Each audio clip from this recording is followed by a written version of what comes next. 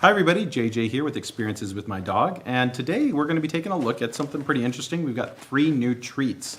So we were recently at Petco about 2 weeks ago, and we're just going through the aisles, seeing if there might be anything new, and we came actually across one of our favorite companies, the Himalayan Pet Company, and they actually have released a new line of dog treats. So we decided to go ahead and pick them up. We've actually got all 3 of them right here, and I'm going to run through them, just give you some of my first initial impressions. We'll go through the ingredients, what they look like, and my thoughts initially on these, and of course, a little bit later on, we're going to definitely try them out with the Bowie and Ultron, as well as our newest edition, Modoc, and see ultimately what their thoughts are.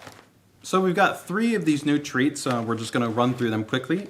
First up, we've got Coco rings. So this is pretty much coconut, and that's all it is. It's fantastic to see that we're seeing limited ingredient, and actually this is a single ingredient. This is literally just dehydrated fresh coconut that they've thrown into a bag, and that they're offering it for your dog. And this is actually one of the best things that really you can add in as a dietary staple for a dog. Now, as you guys might know, if you've checked out our previous videos, we're generally big advocates of giving your dogs a fresh or type of raw type of primary diet. It's the most biologically appropriate type of food that you can give to your dog. And ultimately it's got a huge amount of benefits to it. Now, one of the things, regardless of whether you feed your dog kibble, wet food, raw food, lightly cooked food, whatever it might be, one of the best things you can do is add in actually coconut oil, and you can also use it as a general topical additive in terms of helping to have better coats, healthier skin. It's got a lot of really good things inside of it. So this is a great thing to be able to supplement a dog, and generally the palatability is actually pretty good for most dogs, and even dogs that tend to have kind of sometimes sensitivities. It's very rare to find a dog that can't actually ingest coconut. So nice to see this one. Now, next up is going to be, of course, the classic. Of course, a lot of pet owners really love giving their dogs peanut butter. It is fatty. It's not something you always want to be giving your dog, but it's probably one of the most popular type of flavor additions that you see to something. So what they've done here is they've gone ahead and I believe added in a foxnut. So this is a seed which comes from the lotus flower, which actually has a number of proclaimed benefits in terms of antioxidants and proteins, which is good. And it's also minimal in terms of the overall caloric intake. That's always important. We don't want to stress that. Keep in mind that when you give treats to your dog, you really don't want to be exceeding between 5 to 10% of their dietary staple throughout the day. So it's nice that you can definitely give a couple of these to your dog and not really worry about overfeeding them to them. But while it also still has some additional value. So for the peanut butter, pretty much all we've got is just the foxnut and peanut butter. And then the last one is going to be foxnut with blueberry. And so again, blueberries are great. They're part of course, a wide range of berries that have benefits in terms of feeding them to your dog. Like always though, you do want to maybe double check and see if your dog may have sensitivities or allergies. Berries are a little bit more common in terms of sensitivities, such as Ultron, he does have a sensitivity. So he can't actually have the peanut butter version or the blueberry version, but he'll be enjoying the coconut. So in terms of some of the specifics, pricing, these are all $5, which is pretty reasonable in terms of the overall price tag when you talk, I think, about the quantity. You're getting in 2 of the bags, I believe in the 2 foxnut-based units. These are, I believe, 2.5 ounces, if I remember. Yeah, 2.5 ounces. And then in the coconut version, you're getting, I believe, 3.5 ounces. When you measure this actually against, I'd say, just human-based coconut chips, this is pretty competitively priced. You'll generally find that human-based coconut chips are going to be probably in the range of, I'd say, about $4 to maybe about $6.50, depending on where you buy them from, and it's going to maybe even sometimes be a little bit less than this. So proportionally, I think it's a pretty reasonable cost. Now, if you were talking about probably the cheapest way to do this yourself, you could definitely, of course, buy your own coconuts, split them, shave them, crack them, and dehydrate them. We do have a dehydrator. We like doing sometimes our own pet treats, but as I think a simplified, easy option to be able to dive in and be able to give your dog, it's a really nice choice. Packaging, I think, is clean and easy to read, which I'm always a big advocate of. They don't have any notation here as far as whether the packaging is recyclable friendly, so I'm going to ding them a little bit on that. I always like to see if the company's taken time to be able to note whether it is a recyclable based material. My expectation though is that I do feel that this is a recyclable based material, but we'll double check and we'll note that in the descriptions if it's a little bit different from that. Now, one other interesting thing that I did see in terms of the packaging, and this might be as part of kind of a more comprehensive strategy from the Himalayan Pet Company, is that they're actually incorporating a chew meter on the back of their packaging. So I think that they might start offering more and more items, and they're kind of trying to give you some understanding on how much it might take for the dog to be able to get through it or essentially chew through it. Now, from my perspective, they would probably put at the top their traditional Himalayan chew. And then probably maybe around half in the middle, they'll probably talk about their Yaki chew, which is quite a bit softer. It's much more kind of like a dental type of chew that you traditionally see in terms of its consistency and how easy it is to get through. And this, pretty much because it's a chew, any dog is pretty much just going to immediately get to this, and they're going to be able to get right through it. So that's why they pretty much have a 0 right here, because there's no real chew factor to this. But either which way, it's still a nice, I think, little piece of information, along with, of course, some of the nutritional information regarding the specific type of ingredients that they have, whether it's the foxnut or the blueberry or the coconut. So kudos to them in terms of giving some little insights there. They also have some information and messaging, which I like about the actual farmers that they work with in terms of a focus on sustainability and kind of that whole product chain that we like to look at when we talk about companies that we're supporting in terms of giving things to our dogs. So last part of this is we're gonna actually go ahead and see what the kids here think about in terms of the flavors, what the palatability is, see if Bowie, Modoc, and Ultron like these, and we'll wrap things up.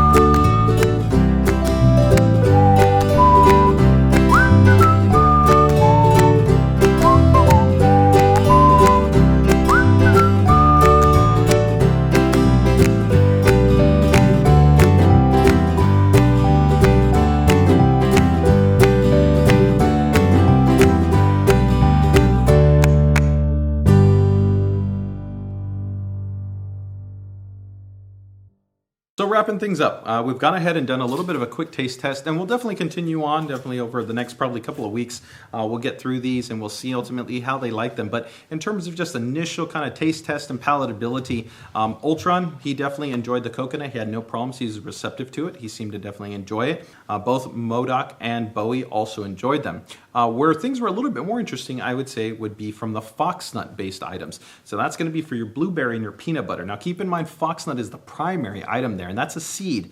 Now I'll say that from initial kind of my own smell test, while dogs definitely have much stronger sensitivity in terms of their smell, it definitely was very light, so almost didn't have any type of initial smell. Now while dogs definitely might pick up on that, it might be that the palatability might be a little bit lower, and especially for those of you out there that might be using, I'd say, not as healthy types of treats and treats that might have heavier sugar content, fats that can sometimes be added in, salts that can be added in, other items like that. If that's what your dog is becoming accustomed to, I might say that your dog might not necessarily find this to be the most appealing in terms of its overall palatability. Bowie, who I was very surprised with, who normally will eat just about anything, she was not receptive to actually the peanut butter or the blueberry-based foxnut. Now, she nibbled at it a little bit, and I think maybe in some situations she might maybe get through a couple, but it's definitely not something that she seemed extremely motivated for, that she was really interested in. So quick update on the palatability test, the taste test. Overall, we found that initially Bowie was a little bit more reserved. She wasn't necessarily as interested in it. Sometimes she would take the treat and just drop it. But what we found is definitely after working with her again and again, as she started to eat it a little bit more, she started to become a little bit more, I think, accustomed to the overall flavor and to the texture as well. She has a little bit more of a, I'd say, a varied approach at how she decides to chew on the treat. She'll kind of crunch it down a little bit, and then she'll kind of take a little bit more time and she will ingest it. But overall, she definitely became quite a bit more receptive to both the peanut butter and the blueberry, where she was actually eating them pretty consistently. Where I'd say with Modoc, his interest in the palatability is extremely high. He just kind of keeps wanting to eat more if you keep giving him more.